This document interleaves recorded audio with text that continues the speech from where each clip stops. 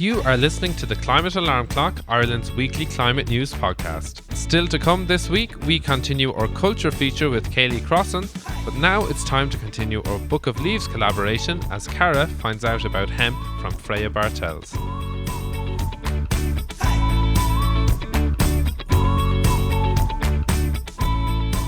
Hello there. So this week I am going to share a suggestion from Freya Bartels. Freya is a member of the Hemp Cooperative Ireland and a hemp farmer herself.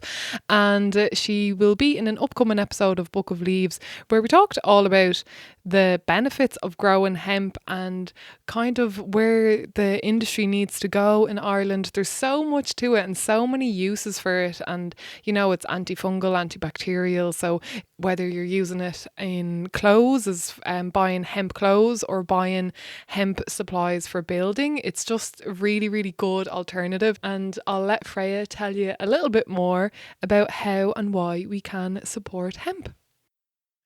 Freya, can you please share your leaf for listeners of the Climate Alarm Clock to add to their book, please? Yeah, no problem.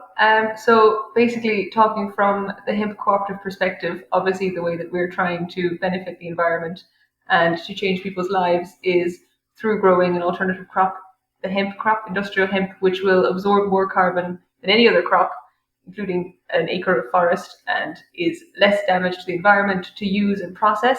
Absolutely, it can be a carbon neutral crop. The use of hemp in buildings is a huge step forward for humanity. If we could manage to get green building to be the standard way of building, that their plastics are not used, it would be biocomposites or bioplastics that are used instead. Hemp can be used in plastics, decomposable bioplastics. And there are hemp PLAs, there are starch potato-based PLAs. This sort of thing is what needs to happen. And the Hemp Cooperative would like to further that by bringing hemp into the mainstream in Ireland.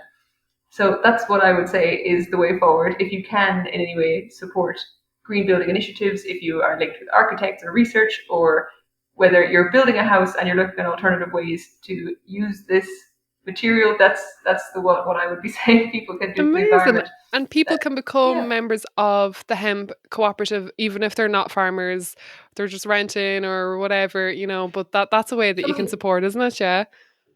Absolutely, yeah. If you would like to become a member of the co-op, you can go onto the Hemp Cooperative website, so HCI, Hemp Cooperative Ireland, and you can become a member and join in all the discussions that members are having. They're farmers, architects, graphic designers, anything. So get in there, absolutely. That's really cool. Yeah, it is an industry. It's an untapped industry in Ireland. We could definitely do with growing it. Here's the pun.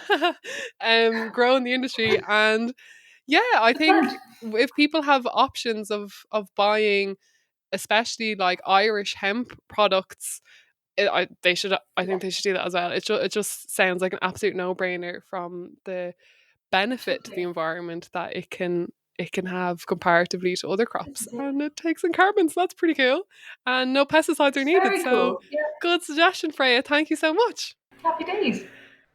So there you go. If you want to hear more, I have a full interview with Freya coming up on Book of Leaves if it isn't out already, and we talk more about the benefits and uses of hemp and the barriers that the farmers that are currently trying to grow hemp come up with, both in society and both on a government level, and kind of what needs to change and how we can help them change. So yeah, keep your ears out for that episode, and don't forget to support Irish hemp businesses where and when you can, if you can. So that is this week's Leaf. Thanks, guys.